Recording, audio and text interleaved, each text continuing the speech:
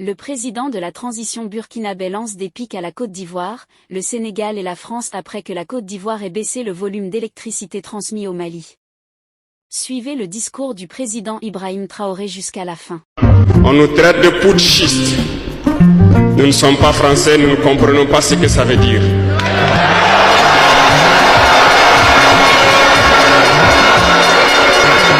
Et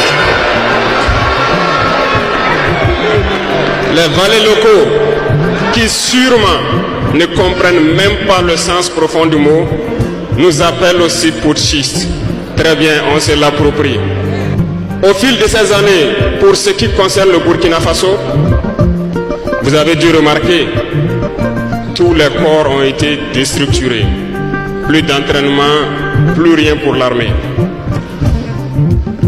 Ils ont imposé dans tous nos états-majors, toutes nos écoles et toutes nos structures stratégiques ce qu'ils ont appelé des conseillers militaires.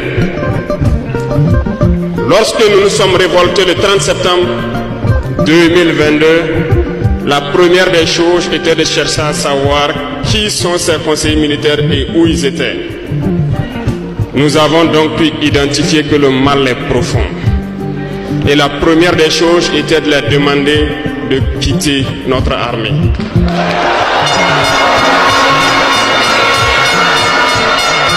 Ils sont partis. Et ce que je vous disais il n'y a pas longtemps, vous ne pouvez pas espérer retrouver votre objet perdu en faisant appel à celui qui vous l'a volé de venir vous aider à le chercher.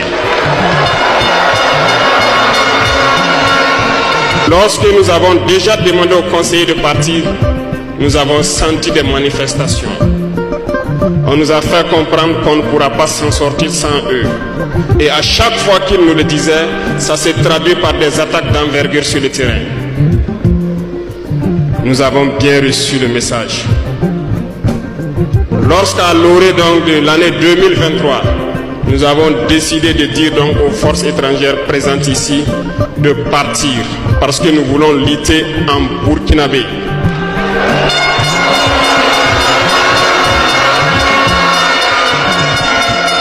Ils ne l'ont pas sûrement apprécié. Mais pourquoi venir mourir sur nos terres pour nous? Nous préférons combattre nous-mêmes. Nous avons demandé à ce qu'ils retournent chez eux. Malheureusement, je vous le dis ici aujourd'hui, comme j'aime le dire, la colonisation est rentrée. Il y a des esclaves de salon qui n'ont toujours pas compris. En son temps, des officiers militaires nous ont écrit et nous ont approchés pour nous dire que c'était une très mauvaise décision et que nous n'allons pas tenir 2 mois. Des fiches ont été écrites. On nous a transmis ces fiches pour nous faire une analyse stratégique de leurs pensées. Nous avons dit, c'est soit nous sommes souverains ou nous restons esclaves à jamais. Effectivement, lorsque le dernier soldat a quitté le Burkina Faso, nous avons compris de quoi est-ce qu'il s'agissait. Les attaques se sont enchaînées immédiatement. Déou, Tinakov, Partiaga, ainsi de suite. Mais ce qu'ils avaient oublié, c'est que le peuple du Burkina Faso avait compris notre message et s'était engagé sur la même voie que nous.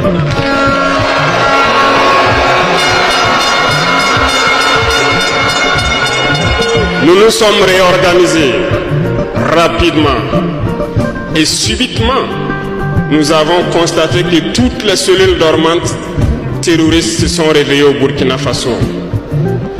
On a réorganisé l'armée au plus vite, à une vitesse inégalée. Nous avons créé plusieurs unités et même si plusieurs autres sont à venir, nous les avons équipées. Et aujourd'hui, cet équipement se poursuit parce que dans les jours à venir, les mois à venir, ce que vous allez voir venir au Burkina Faso doit faire de notre armée une puissance à craindre.